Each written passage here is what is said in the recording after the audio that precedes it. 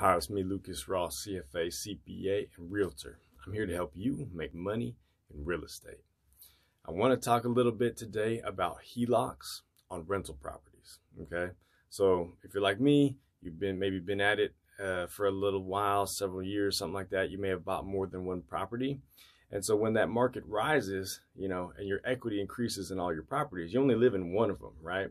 And most HELOCs and the information on HELOCs is all driven towards people who are putting a HELOC on the home that they live in. And it's a single family home and they live in it, and so they can put a HELOC on it. That's very clear cut, it's straightforward. All the banks agree they can do that for you, etc. Well, it's a less common scenario where you have rental properties and sometimes multifamily rental properties, not houses. And it can be a lot more difficult to get a HELOC on them.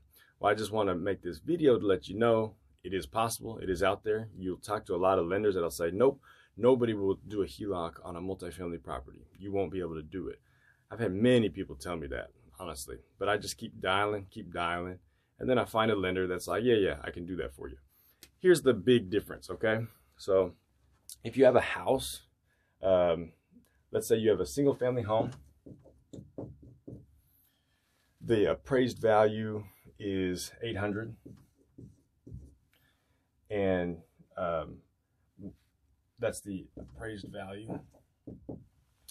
The options for you to do a HELOC are going to range up to 90%, and I think you can probably go higher than 90%, right? But the max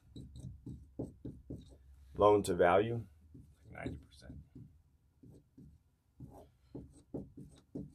So you can have $720,000 of total debt on the property.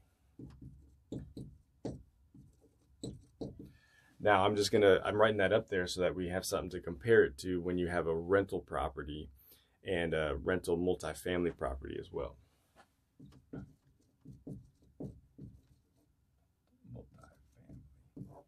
Let's say it's the exact same value, it's worth $800,000. Well, you're going to probably have to call a few lenders because a lot of them won't do HELOCs on these, but they are out there. So just keep calling, and what you'll probably end up finding, unless you do something better than me and you find somebody that I don't know about, the best I found was 65% loan to value. So if you do that math, 480, I cannot do that math. 480 plus 40, 520. I think that's the right math. You gotta check that on me. But so 520 is your total debt. So if you have, let's say you owe 500 existing,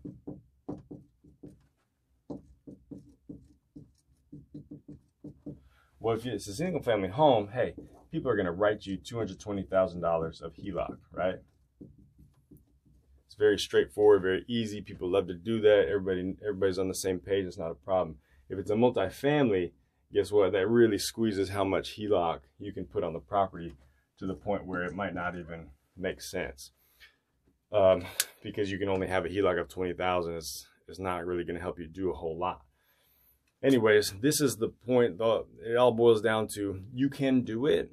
It's just that when you have a rental property that you're trying to put a HELOC on, you're going to end up with less flexibility. You can finance less of the property. So you need more equity before it makes it worth it to go through the hoops of getting a HELOC. Anyways, hope this is helpful. Just a little video from your boy, Lucas Roth. Check out my website, lucasroth.com.